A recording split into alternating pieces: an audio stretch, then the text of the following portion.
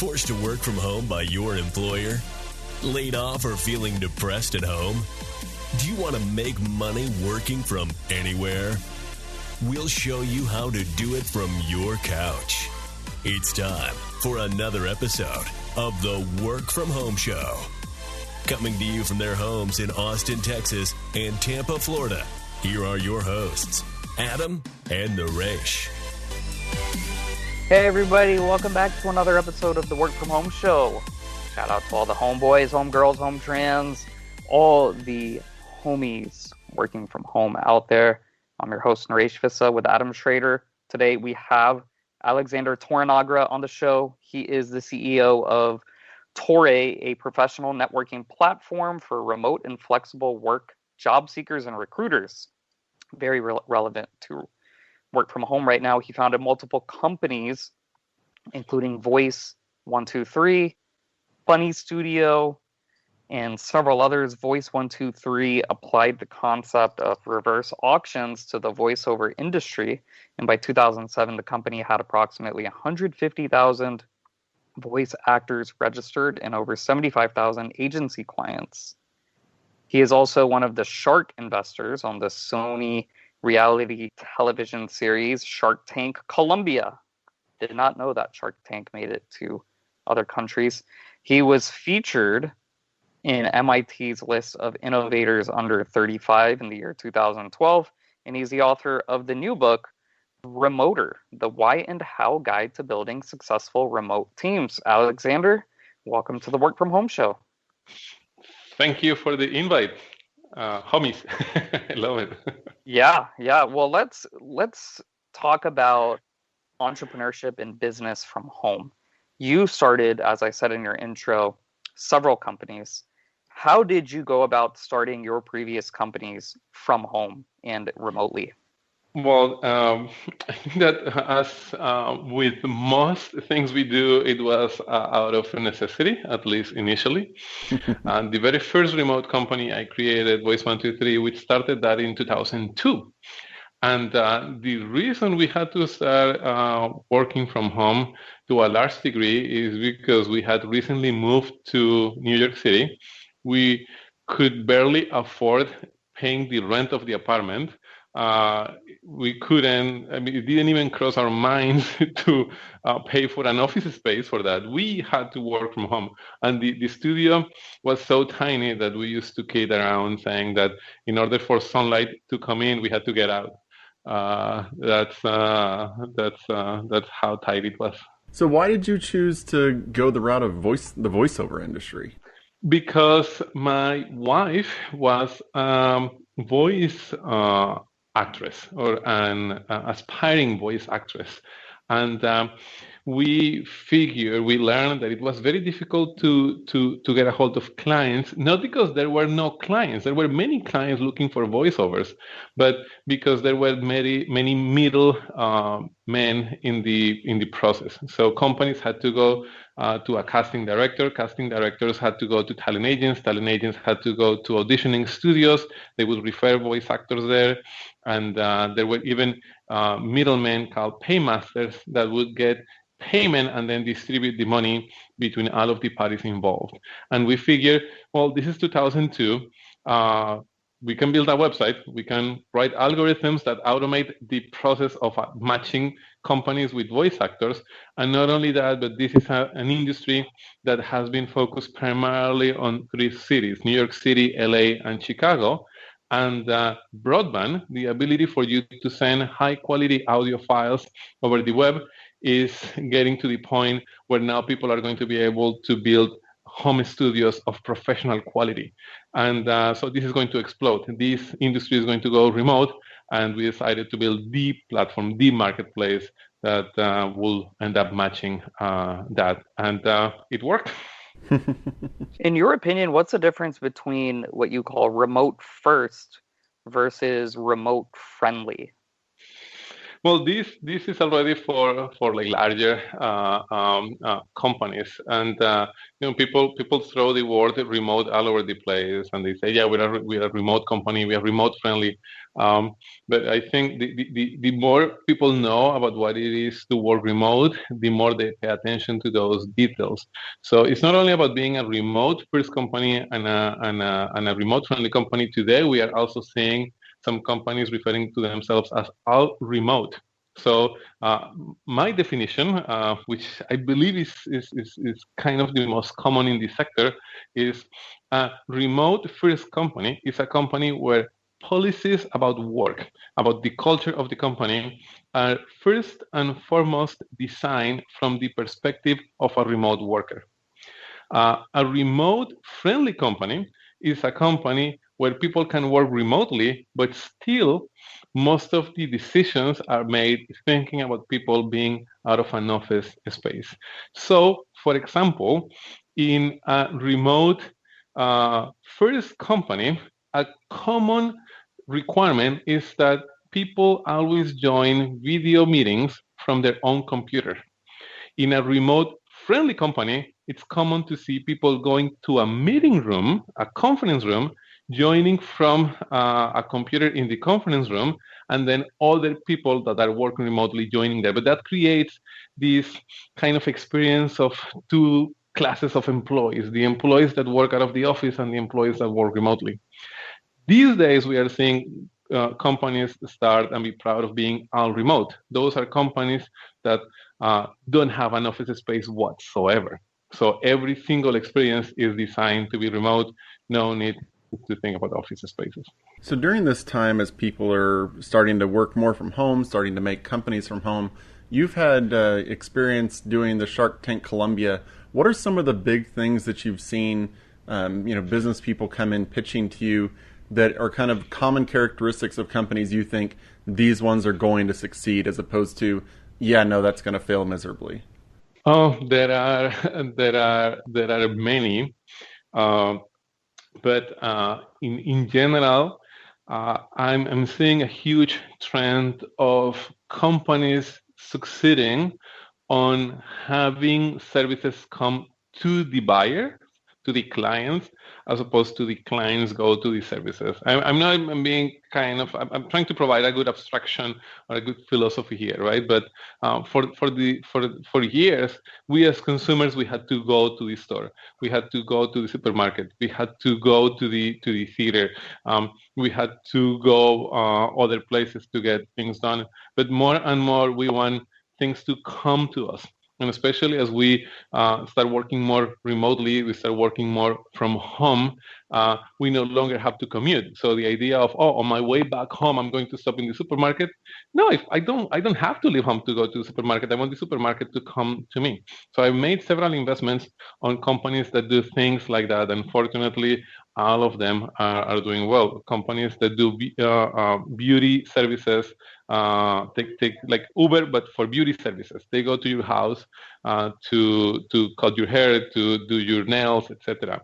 Or companies that do delivery of food, delivery of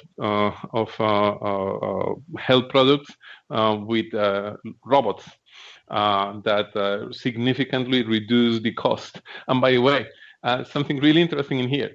The robots that this is a company called KiwiBot.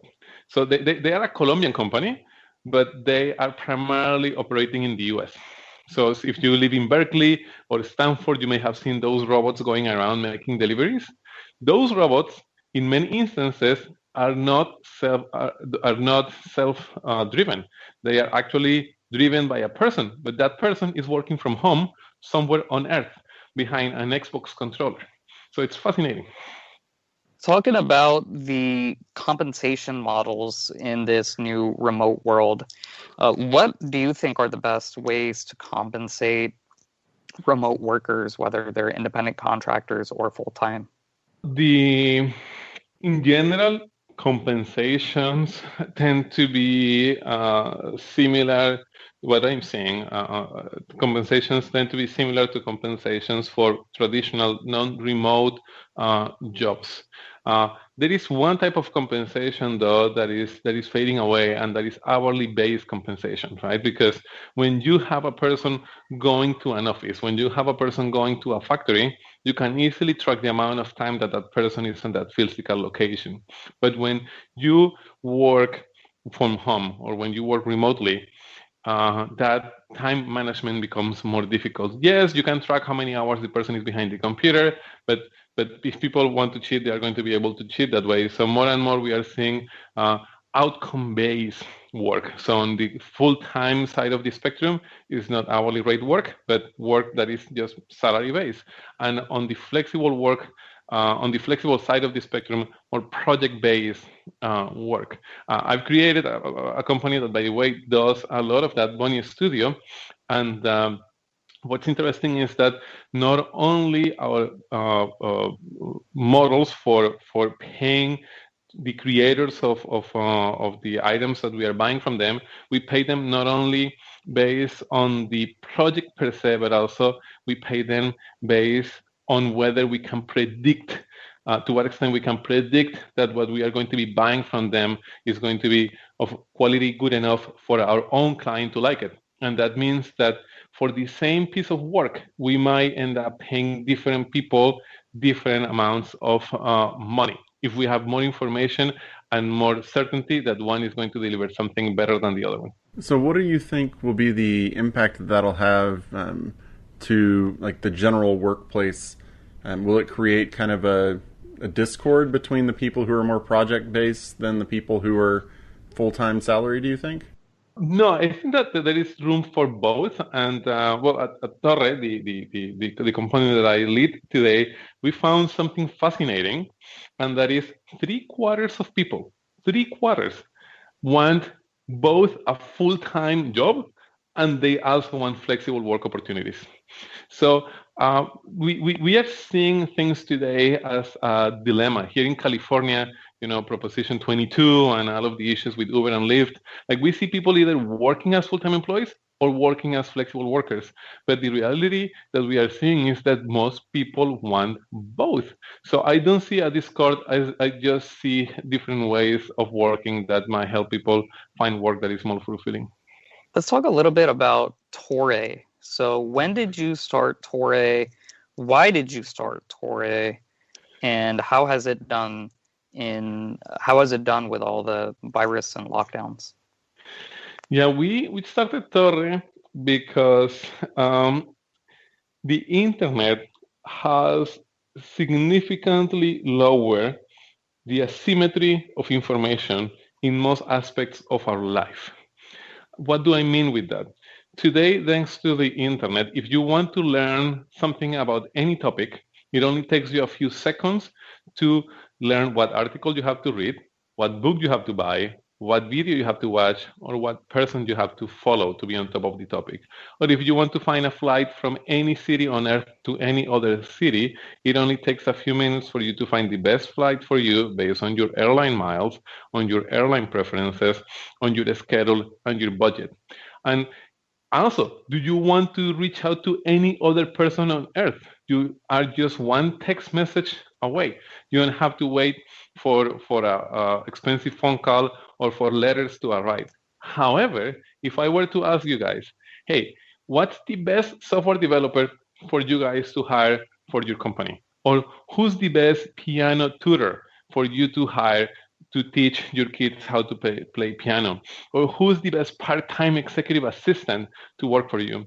The answer, first, is not going to take a few seconds or a few minutes, not even a few hours or a few days. It's going to take weeks. In many cases, it is going to take months. And not only that, the answer is not going to be accurate. You're not going to be able to know who's the best person on Earth for you to make an offer. The best you can do is you're going to be able to tell me who's the best person out of the few dozen people you were able to interact with. Which one is the best that you're going to be able to make an offer? That's a huge asymmetry of information. The consequence of that is that most talent is going to waste because it's never exposed to the right professional opportunities. And I started Torre with the goal of bringing that asymmetry of information to zero, so that one day in the future, whenever a person is looking for a new work opportunity, full-time, freelance, flexible. It only takes a couple of clicks for them to know what's the next thing they should engage on, and also for companies to be able to make offers with a couple of clicks. No interviews, no delays, very quick interactions. So looking at the homepage of your website, the first thing it says is build your genome. What is a genome in this case? So as you can imagine, doing this kind of automated matching that we are shooting for requires a lot of information, right?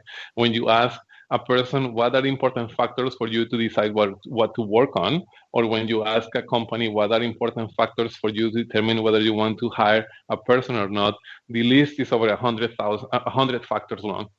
The genome is a collection of thousands of data points around those factors that allow machine learning to predict to a high level of degree the potential of a person, and if a person is a good fit not only for a job, that's what we already developed, but also if a person is a good fit for a team, and if a team is a good fit for the professional development of a person. That's the professional genome.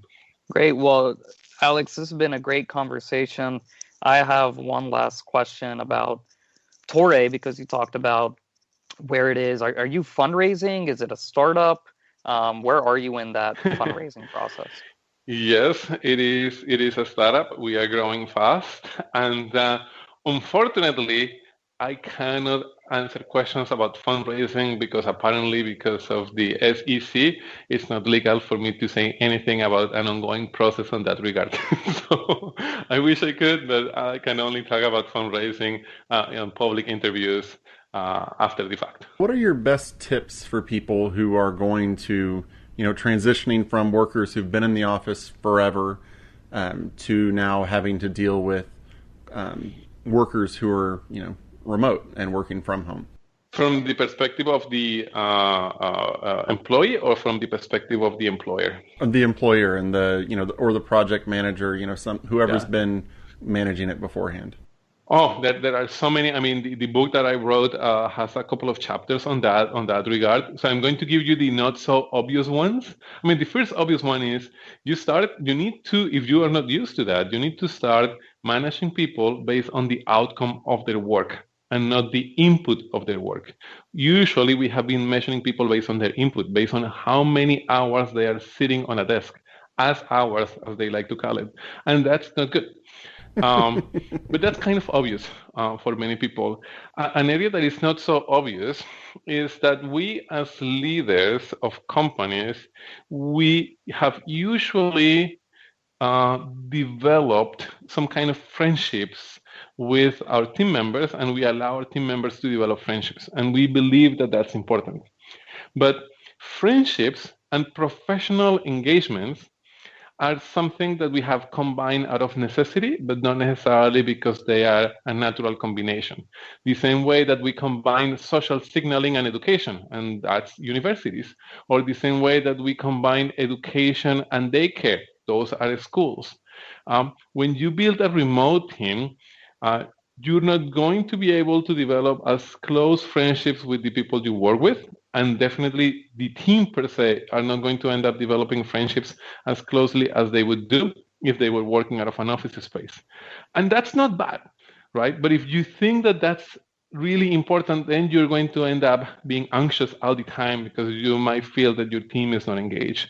So it's important to switch from that mentality of having teams that are families to having teams that are teams, right? If you want to win the World Cup, if you want to win the Super Bowl, who do you want to go play with? You want to go play with your family members, or you want to go play with the best team you can assemble?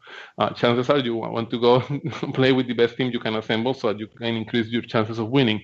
Remote work enables that. Remote work enables you to go out and find the best candidates to work on your company, because it's more likely that those people are not going to be living in the same city where you live. It's more likely they're going to be living somewhere else. All right. Well, Alexander Torrenegra, thanks so much for joining us on the Work From Home show. It's been an absolute pleasure. Do you have any final thoughts or anything else you want to plug to our listeners? Well, I know that there is a lot of information to be shared, and maybe listeners are going to have many questions. So happy to answer questions later. I'm on Twitter in @Torrenegra, my last name. We wrote the book not with the goal of making money, but really with the goal of helping people build teams. We started writing the book before the pandemic out to make sure that people during the pandemic had access to this information. If you know anyone that can benefit from the book and doesn't have the, I believe, $9 that it costs to buy, let me know. I'll send free copies to those people. I just want to share that with them. And of course, always, if you're looking for remote team members or if you're looking for remote opportunities, check out my company, Torre.co. Alexander, it's been a real pleasure to have you on the show. To all our listeners, check out our website, workfromhomeshow.com. Email us, hello@workfromhomeshow.com. If you have any questions, leave us a review on iTunes, TuneIn, Stitcher, whatever podcasting platform you use. Get on our mailing list. We send out some really, really good stuff through our mailing list, including a lot of freebies. Again, Alexander Torrenegra, you are a serial entrepreneur, CEO of Torre, professional networking platform for remote and flexible work job seekers and recruiters. Like I said, founder of multiple companies, a shark investor on the reality TV show Shark Tank Colombia, featured in all sorts of publications, author of the new book, get it on Amazon, Remoter, the Why and How Guide to Building Successful Remote Teams. Alexander, thank you so much for joining us on the Work From Home Show. And to all our listeners, until next time, keep on working from home.